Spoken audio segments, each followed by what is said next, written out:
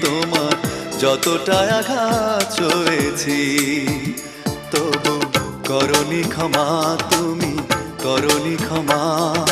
নিষ্ঠুর প্রিয়তমা।